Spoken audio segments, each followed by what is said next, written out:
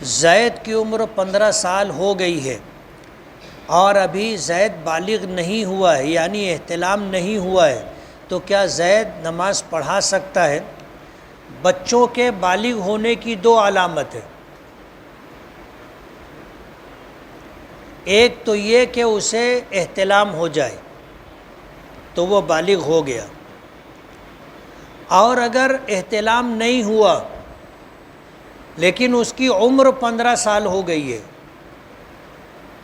تو وہ بالغ ہو گیا، شریعت اسے بالغ مانتی ہے، وہ اگر فرض نمازوں میں یا دیگر نمازوں میں امامت کرنا چاہے تو کر سکتا ہے۔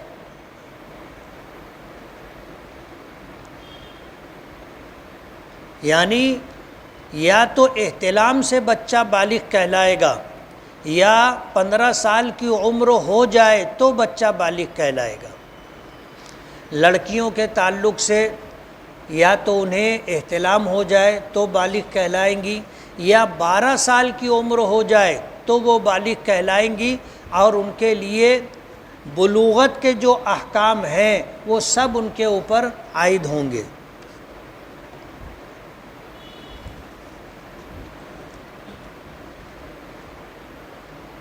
مفتی صاحب، میرا دماغ نہیں چلتا، کوئی بھی کام کرنے سے پہلے میرا دل کانپنے لگتا ہے، رزق کی بھی تنگی ہے، کوئی وظیفہ بتائیے۔ نمازوں کا اہتمام ضروری ہے، ظاہر بات ہے آدمی سال بھر تو روزہ رکھے گا نہیں، سال بھر تو زکوٰۃ دے گا نہیں، ہر مہینہ حج عمرہ تو کرے گا نہیں۔ یہ وہ عبادتیں ہیں جن کے لیے اوقات مقرر ہیں اور وہ سال میں کبھی کبھی آتے یا زندگی میں کبھی آتے، لیکن نماز ایک ایسا عمل ہے جو روزانہ کا عمل ہے، اور روزانہ میں بھی ایک مرتبہ نہیں 5 مرتبہ کا عمل ہے۔ اس عمل کی برکتوں میں سے ایک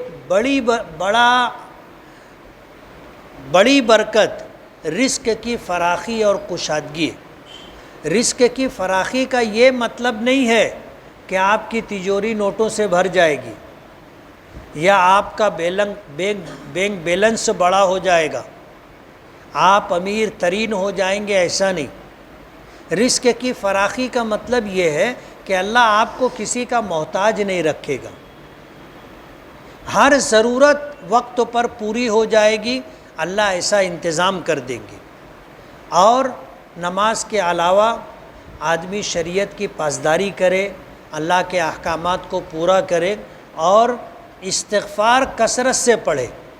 استغفار کے متعلق جو فضیلتیں ذکر کی جاتی ہیں اس میں سے ایک فضیلت یہ بھی ہے کہ اللہ کشادہ فراخ روزی دے گا، یمددکم باموال و بنین، اللہ تعالیٰ مال اور اولاد کے ذریعے مدد کرے گا۔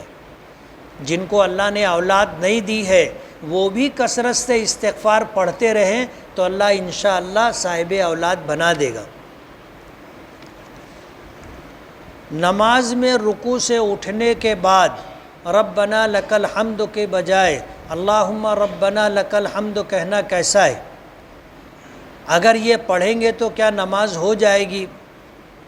آدمی اکیلے نماز پڑھتا ہے تو رکوع سے اٹھ کر کے سمع اللہ لمن حمدہ ربنا لک الحمد دونوں کہنا چاہیے، اور اگر جماعت سے نماز پڑھ رہا ہے تو تسمیع یعنی سمع اللہ لمن حمدہ یہ امام کہے گا، اور مصلی حضرات مقتدی حضرات ربنا لک الحمد ایک، ربنا ولک الحمد دو، اللہم ربنا لک الحمد تین، اور اللہم ربنا ولک الحمد، یہ چاروں میں سے جو کہنا چاہے کہہ سکتا ہے۔ ہم لوگ کہتے ہیں ربنا لک الحمد، پوچھنے والے نے پوچھا ہے کہ اگر کوئی اللہم ربنا لک الحمد کہے تو نماز ہو جائے گی؟ کہہ سکتا ہے۔ اس کے علاوہ بھی دو ہے، ربنا ولک الحمد اور ربنا اللہم ربنا ولک الحمد، اس طرح کہہ سکتا ہے۔ فرض نماز میں امام جتنی تکبیر کہتا ہے تو ہر تکبیر امام کے ساتھ مقتدی بھی کہے گا یا پھر امام کی تکبیر کہنے کے بعد مقتدی کہے گا؟ ظاہر بات ہے مقتدی ہے، امام کہے گا اس کے بعد ہم کہیں گے، اور ایسا بھی ہو سکتا ہے کہ امام نے شروع کیا اس کے بعد ہم نے شروع کیا، اور ایسا بھی ہو سکتا ہے کہ امام نے کہا اللہ اکبر، اس کی تکبیر مکمل ہونے کے بعد ہم نے کہا اللہ اکبر، دونوں طریقہ صحیح ہے۔ منگنی کے بعد اگر لڑکے والے رشتے سے انکار کریں تو لڑکی کو دیا گیا زیور یا دیگر تحفے کا کیا حکم ہوگا؟ اسے واپس کرنا ہوگا؟ تحفوں میں واپسی نہیں ہے، تحفے تحائف جو دیے جاتے ہیں اس میں واپسی نہیں ہے۔ لڑکی نے یا لڑکی والوں نے آپ سے مانگا تھا تو آپ کو کیوں کھجلی ہو رہی تھی دینے کی؟ آپ نے جب دیکھا جو بھی وجہ رہی ہو، آپ نے اس کو تحفے کے طور پر جو بھی دیا کم یا زیادہ، یہ تحفہ ہے، یہ ہدیہ ہے، اس کی واپسی نہیں ہے، نہیں لینا چاہیے۔ حدیث پاک میں آتا ہے کہ اگر ہدیہ تحفہ ہبہ کرنے والا شخص اگر دے کے واپس لیتا ہے تو یہ ایسا ہے جیسے کتا الٹی کرنے کے بعد جو چیز الٹی کرتا ہے وہی وہ پھر دوبارہ کھائے۔ آپ اس سے یہ سمجھ لیں کہ آپ نے کھایا تھا، الٹی ہو گئی، وہی آپ اٹھا کر کے کھائیں گے، پسند کریں گے اس بات کو؟ حضور نے یہ مثال دی ہے۔ فقہی مسئلہ اپنی جگہ کہ کہاں ہدیہ واپس لے سکتے ہیں، کہاں ہدیہ واپس نہیں لے سکتے، یہ ایک تفصیلی حکم ہے، لیکن سماجی طور پر جو بات ہے وہ حضور کی اس حدیث مبارک سے سمجھی جا سکتی ہے کہ ہدیہ دے کر واپس لینا ایسا ہے جیسے الٹی کر کے اسے واپس چاٹ لینا اور کھا لینا۔ اتی کرمن کی جگہ پر دکان چلانا اور اس کی آمدنی کیا حکم ہے؟ یا ایسی جگہوں پر رکھی ہوئی ٹانکی کے پانی سے وضو اور غسل جنابت کرنا کیسا ہے؟ یہ دو چیزیں ہیں، ایک ہے اتی کرمن کرنا، اتی کرمن کرنا، ظاہر بات ہے راستوں کو گھیر لینا، اپنے ذاتی استعمال میں لے لینا، قبضہ کر لینا، یہ اتی کرمن کہلاتا ہے۔ راستہ راہگیروں کے لیے، چلنے پھرنے آنے جانے والوں کے لیے وہ جگہ ہے، اگر آپ نے اتی کرمن کیا تو آپ نے اس راستے سے جتنے لوگ گزرنے والے ہوں، آج کل آگے پیچھے، آپ نے سب کا حق غصب کیا ہے، سب کا حق مارا ہے، تو یہ وہ گناہ ہے کہ اگر آدمی اس کی معافی مانگنا چاہے تو کس سے مانگے؟ اگر آپ نے کسی کی ذاتی زمین پر قبضہ کر لیا تو اس سے معافی کی شکل یہ ہے کہ اس کی زمین اس کو واپس دے دی جائے اور جتنے دن ہم نے استعمال کیا ہے اس کی معافی مانگ لی جائے، وہ معاف ہو جائے گا۔ لیکن آپ نے راستے پر قبضہ کر لیا، آنے جانے والوں کے لیے راستہ تنگ کر دیا، تو یہ آپ نے ہر راہگیر کا حق مارا ہے۔ آپ اگر معافی مانگیں گے تو کیسے معافی ملے گی؟ کتنے لوگوں سے معافی مانگیں گے؟ اس لیے یہ ایسا گناہ ہے کہ اس سے پیچھا چھڑانا مشکل ہے، اور ہم لوگوں میں عام ہو گیا ہے، ہم لوگ جو ہے اتی کرمن کر لیتے ہیں، اس کو گناہ بھی نہیں سمجھتے۔ سنگین بات یہ ہے کہ کسی گناہ کو گناہ نہ سمجھنا یہ بہت سنگین بات ہے۔ اس لیے تنگ جگہ میں رہ جائیں چلے گا، اتیکرمن کسی صورت میں نہیں کرنے کا۔ لوگوں کو سمجھانا اپنی ذمہ داری ہے، اتیکرمن نہیں کرنا چاہیے، یہ وہ گناہ ہے جس کی معافی بہت مشکل ہے۔ کیا ہے، ہم نے اگر اللہ کا حق ضائع کیا، اللہ سے توبہ معافی استغفار کرے معاف ہو جائے گا۔ ہم نے بندوں کے حقوق ضائع کیے، لیکن ایسا حق ہم نے ضائع کیا جو کسی کا ذاتی حق تھا، معلوم پڑا کہ بھئی یہ زید عمر بکر کا ہے، ہم ان سے معافی مانگ کر کے گردن چھڑا سکتے، لیکن اتیکرمن ایسا گناہ ہے کہ ہم کس سے معافی مانگیں گے؟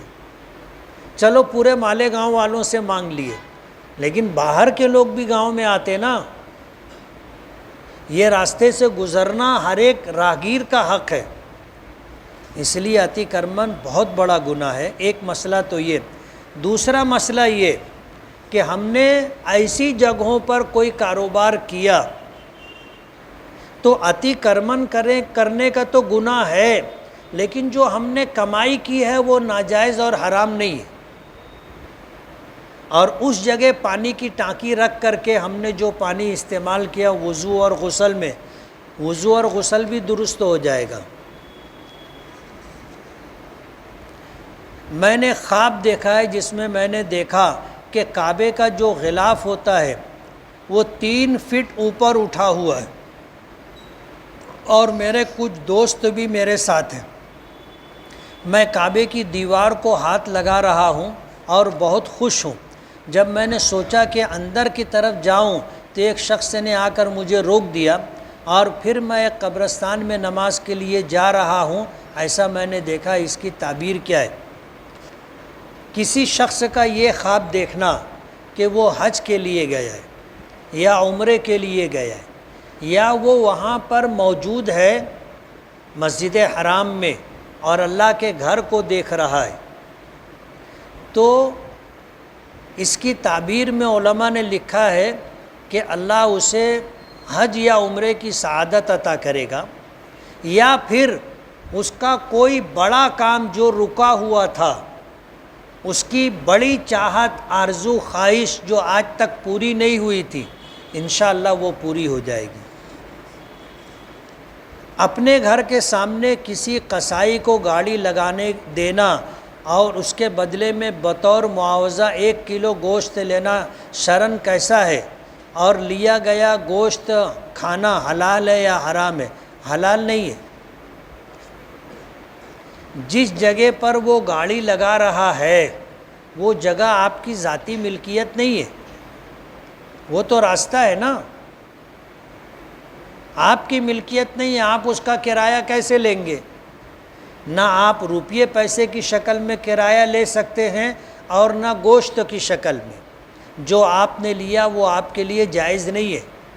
تو روزانہ 1 کلو گوشت جو آپ کو مل رہا ہے یہ حلال نہیں ہے۔ نکاح ہو چکا تھا مگر رخصتی نہیں ہوئی تھی، پھر طلاق واقع ہو گئی، ایسی صورت میں مہر ادا کرنا لازم ہوگا؟ اگر لازم ہوگا تو پورا مہر دینا ہوگا یا کچھ، یا نصف دینا ہوگا، یا کچھ بھی نہیں دینا ہوگا؟ نکاح ہو گیا تو نکاح کے لیے مہر کا تقرر لازمی ہے، شرط ہے۔ رخصتی ہو گئی، پورا مہر دینا پڑے گا۔ رخصتی نہیں ہوئی، میاں بیوی کی ملاقات نہیں ہوئی، تو آدھا مہر دینا پڑے گا۔ یہ جو مسئلہ پوچھا ہے کہ نکاح ہو گیا تھا رخصتی نہیں ہوئی تو آدھا مہر دینا پڑے گا۔ میں ناپاک کپڑوں کو آٹومیٹک واشنگ مشین میں دھوتا ہوں۔ مشین کپڑوں کو 4 بار دھوتی ہے، 1 بار صابن کے ساتھ اور پھر 3 بار پانی سے۔ اس کے باوجود بھی اگر کپڑوں پر ناپاکی کا اثر باقی رہ جائے تو کیا کیا جائے؟ اگر کپڑوں پر ناپاکی لگی ہے یعنی کپڑا ناپاک ہے تو ناپاکی دو طرح کی ہوتی ہے. ایک ناپاکی وہ ہوتی ہے جو دکھائی دیتی ہے، دکھائی دیتی ہے، تو اس کا حکم یہ ہے کہ اسے 3 مرتبہ، سب سے پہلے تو جو ناپاکی دکھائی دے رہی ہے اس کو ہٹایا جائے، ختم کیا جائے، پھر اس کے بعد اسے 3 مرتبہ رگڑ کر کے دھویا جائے، اور ہر مرتبہ رگڑنے کے بعد اسے اتنی طاقت کے ساتھ نچوڑا جائے کہ اس میں سے پانی ٹپکنا بند ہو جائے، پھر دوبارہ اس کو اسی طرح دھویا جائے اور نچوڑا جائے، پھر تیسری مرتبہ دھویا جائے اور نچوڑا جائے. اگر اتنا کر لیا تو وہ کپڑا پاک ہو گیا، چاہے ناپاکی کا اثر دکھائی دے. بعض ناپاکی ایسی ہوتی ہے کہ اس کا کلر کپڑوں پہ رہ جاتا ہے، تو وہ نقصان دہ نہیں، جیسے خون لگ گیا. اب آپ نے پوری اہتمام کے ساتھ اسے دھویا، 3 مرتبہ دھویا نچوڑا، دھویا نچوڑا، دھویا نچوڑا، اس کے بعد بھی خون کا داغ رہ گیا، یہ اثر ہے، اس سے کپڑا ناپاک نہیں رہے گا، پاک ہو جائے گا. اور اگر وہ ناپاکی دکھائی نہیں دیتی ہے تو آپ 3 مرتبہ کپڑوں کو اس طرح دھوئے کہ ہر مرتبہ اسے 3 مرتبہ نچوڑ لیا جائے، کپڑا پاک ہو جائے گا. مشین کے ذریعے کپڑا دھونے میں ایک مشین وہ ہوتی ہے جو آٹومیٹک نہیں ہوتی، اس میں ہم کو یہ اہتمام کرنا چاہیے کہ 3 مرتبہ پانی سے کھنگالا جائے اور اسے اتنا نچوڑا جائے کہ پھر اس میں پانی باقی نہ رہے. مشین میں وہ ہوتا ہے، آپ اگر اس میں ڈال کر کے مشین چلا دیں تو وہ اتنی رفتار کے ساتھ گھومتی ہے کہ کپڑوں میں سے پانی نکل جاتا ہے. اس کو پھر کپڑوں میں کھنگالا جائے، اس طرح کیا جائے 3 مرتبہ. اور آٹومیٹک جو مشین ہوتی ہے وہ خود یہ کام کر لیتی ہے کہ 1 مرتبہ صابن سے اسے دھویا جاتا ہے، پھر وہ سارا پانی مشین باہر کر دیتی ہے، پھر نیا پانی لیتی ہے اور کپڑا اس کے اندر اچھی طرح الٹتا پلٹتا ہے، پھر سارا پانی مشین باہر کر دیتی ہے. کپڑا ایسا ہو جاتا کہ اس میں پھر نچوڑنے کے بعد بھی پانی نکلے گا نہیں. تو 3 مرتبہ مشین اس طرح کرتی ہے، اگر 3 مرتبہ ایسا ہو جائے تو کپڑا پاک ہو جائے گا. ورنہ ناپاک کپڑوں کے ساتھ جتنا کپڑا دھویا گیا ہے سب ناپاک رہے گا. 10 کپڑے پاک تھے، ایک کپڑا آپ نے ناپاک ڈالا اور وہ کپڑا پانی مشین نے پانی لے لیا، اب دھونا شروع کیا تو اس ایک ناپاک کپڑے کی وجہ سے 10 پاک کپڑے بھی ناپاک ہو گئے. اب سب کو پاک کرنے کا یہی طریقہ ہے.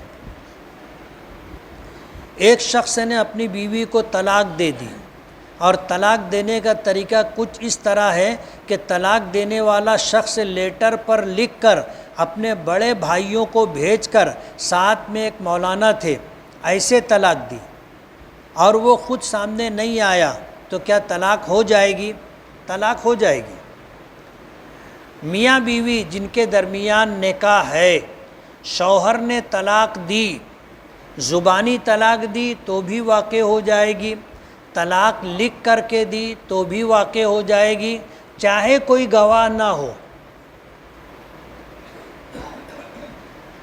میاں بیوی کا رشتہ ہے، شوہر نے طلاق دی، بیوی نے سنا تو بھی طلاق ہو گئی، نہیں سنا تو بھی طلاق ہو گئی. شوہر نے طلاق دی، بیوی ناپاکی کی حالت میں تھی، یعنی حیض کی حالت میں ہو یا نفاس کی حالت میں ہو تو بھی طلاق ہوگی، پاک ہو تو بھی طلاق ہوگی. شوہر نے طلاق دی، بیوی حمل سے تھی تو بھی طلاق ہو گئی، حمل سے نہ ہو تو بھی طلاق ہو گئی. طلاق رشتہ نکاح کو توڑنے کا ذریعہ ہے، اور یہ اختیار شریعت نے شوہر کو دیا ہے.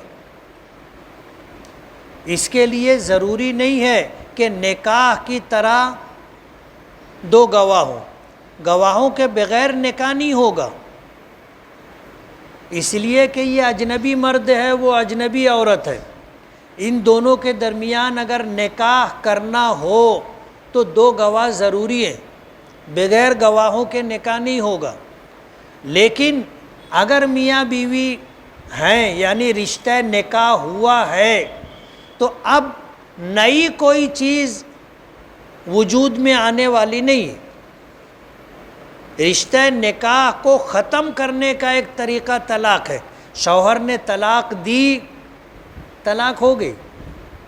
بعض لوگ کہتے ہیں مفتی صاحب میں بہت غصے میں تھا، تو ہم لوگ بولتے ہیں کہ پیار میں کوئی طلاق دیتا ہے کیا؟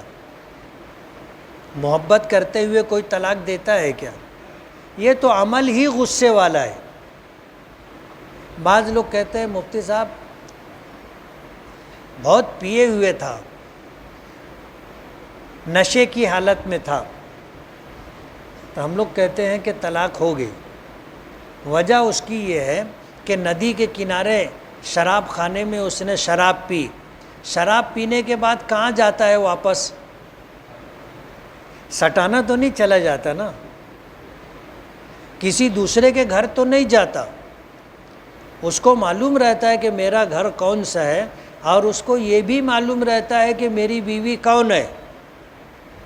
کوئی راستہ چلتی عورت کو تو طلاق نہیں دیتا، اور دے کے دیکھے جو اس کی بیوی نہیں ہے اور اس کو یہ طلاق دے کر کے دیکھے تو نشہ اتر جائے گا۔ آدمی ماں کو پہچانتا ہے، بہن کو پہچانتا ہے، بیوی کو پہچانتا ہے، بیٹی کو پہچانتا ہے، اور طلاق دیتا ہے تو کس کو طلاق دیتا ہے؟ بیوی کو دیتا ہے نا، تو طلاق واقع ہو جاتی ہے۔ نشے کی حالت میں بھی اتنا اسے شعور باقی رہتا ہے، اور یہ بھی وہ جانتا ہے کہ میں کیا دے رہا ہوں، وہ سمجھتا ہے کہ میں طلاق دے رہا ہوں۔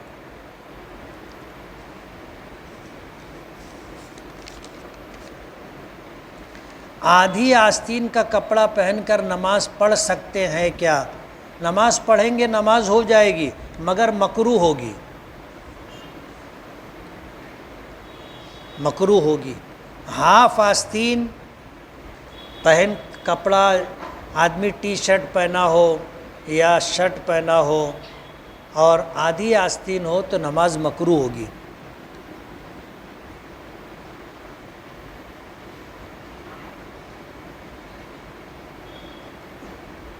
سوال کیا ہے پتہ نہیں، کسی نے ANIME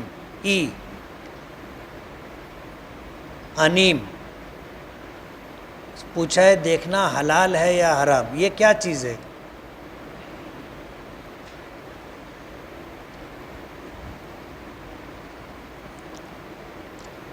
میں عمرہ کرنے جانے والا ہوں، میں نے سنا ہے کہ کسی نے وہاں سے پتھر لایا تھا اور اس پر پھر مشکلات آنے لگیں، اگر میں وہ مٹی اور پتھر وہاں لے جاؤں تو کیا میری دنیا اور آخرت اچھی ہو جائے گی؟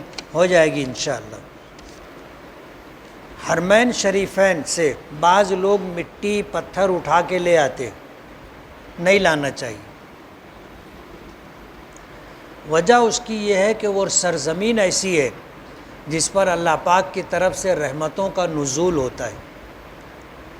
اب یہ مٹی پتھر وہاں ہے تو اس پر بھی رحمتیں اترتی ہیں، اور اللہ کی رحمت سے اس مٹی اور پتھر کو بھی فائدہ ہوتا ہے۔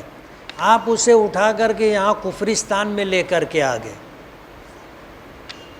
ظاہر بات ہے آپ نے اس کو رحمت کی جگہوں سے اٹھا کے لا کر کے یہاں لایا، اللہ کی رحمت سے اسے محروم کر دیا۔ بعض لوگوں کا تجربہ ہے کہ جن لوگوں نے ایسا کیا تو وہ لوگ پریشان رہنے لگے، روزی تنگ ہو گئی، مصیبتوں میں، بیماریوں میں، پریشانیوں میں مبتلا رہنے لگے۔ میں جب یہاں امامت شروع کیا اس وقت کی بات ہے، سردار ٹاکیز تھی، یہاں پہ ایک شخص پھلی کی دکان لگاتا تھا، وہ عمرہ کرنے گیا تھا تو وہاں سے ایک پتھر لے کے وہ آ گیا تھا۔ آ گیا، آنے کے بعد دھیرے دھیرے دھیرے اس کے حالات بہت تنگ ہو گئے۔ ایک دن وہ میرے پاس آیا اور ایک کپڑا لے کر کے آیا، پوٹلی۔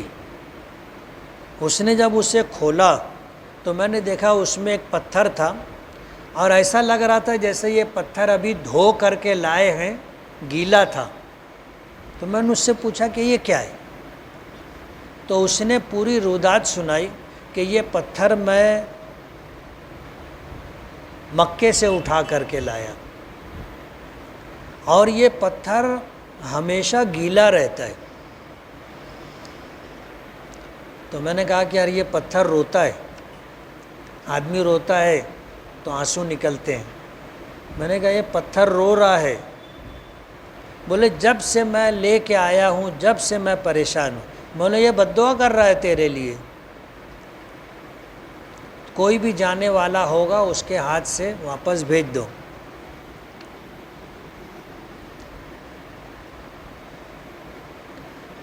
فجر کی نماز کے لیے شہر کی ایک مسجد میں صبح صادق کا وقت ہوتے ہی اذان دی جاتی ہے، 2 سے 3 منٹ کے بعد نماز کھڑی ہو جاتی ہے۔ ایسے تمام لوگوں کی نماز کا کیا ہوگا؟ نماز ہو جائے گی یا نہیں؟ اور یہ ان کا روز مرہ کا معمول ہے۔ اگر گنہگار ہوں گے تو کون لوگ ہوں گے؟ امام اور مؤذن دونوں، یا پھر وہاں کے ذمہ داران؟ صبح صادق ہو گئی تو اذان دی جا سکتی ہے اور فوراً نماز پڑھی جا سکتی ہے، نماز ہو جائے گی، کوئی بھی گنہگار نہیں ہوگا۔ بقرعید کے موقع پر اگر کسی علاقے میں جانوروں کی کمی ہو جائے تو اس وقت کیا کرنا چاہیے؟ جہاں جانور ملتا ہو وہاں قربانی کروا لی جائے۔ ضروری نہیں ہے کہ قربانی آپ کے ہی گھر پہ دروازے پر ہو،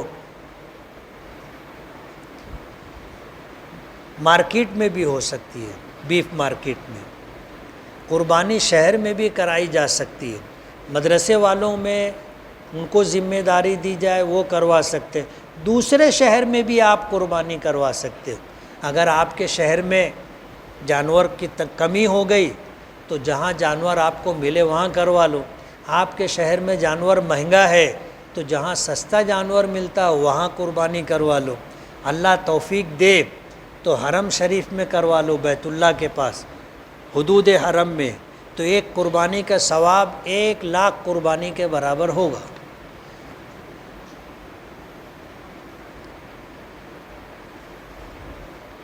اگر شہر میں کسی مکتب والے زکوٰۃ کی رقم وصول کر کے تملیک کر کے وہ پیسہ اپنی ذاتی ملکیت میں خرچ کریں تو کیا ہوگا؟ یہ بددیانتی ہے۔ مکتب والے کو زکوٰۃ کا پیسہ نہیں لینا چاہیے۔ زکوٰۃ کا پیسہ صرف اسی مدرسے میں خرچ کیا جا سکتا ہے جہاں بچے ہاسٹل میں رہتے ہوں اور مدرسے کی طرف سے ان کو کھانا دیا جاتا ہو۔ مدرسے میں یہی ایک مصرف ہے زکوٰۃ کی رقم کا۔ زکوٰۃ کی رقم تنخواہ میں نہیں دی جا سکتی، زکوٰۃ کی رقم تعمیرات میں نہیں لگائی جا سکتی۔ زکوٰۃ کی رقم سے مدرسے میں استعمال کے لیے دری ہے، تپائی ہے، ایسے سامان نہیں خریدے جا سکتے۔ زکوٰۃ کی رقم سے مستحق اور غریب بچوں کو صرف کھانا دیا جا سکتا ہے، اس کے علاوہ دوسرا مصرف نہیں۔ اب مکتب میں تو یہ انتظام ہوتا نہیں، اس لیے ان کو زکوٰۃ نہیں لینا چاہیے، اور اگر وہ لینے آئیں تو آپ کو نہیں دینا چاہیے۔ اب یہ مسئلہ یہ پوچھ رہے ہیں کہ آپ نے زکوٰۃ کی رقم دی، وہ مکتب والے لے گئے اور انہوں نے تملیک کی۔ تملیک کا مطلب یہ ہے کہ انہوں نے کسی مستحق اور ضرورت مند کو کہا کہ یہ رقم تمہاری، اور پہلے سے طے رہتا ہے کہ ہم تم کو دیں گے، تم ہم کو واپس دے دینا۔ یہ ہیلا کیا جاتا ہے، یہ مکروہ تحریمی ہے۔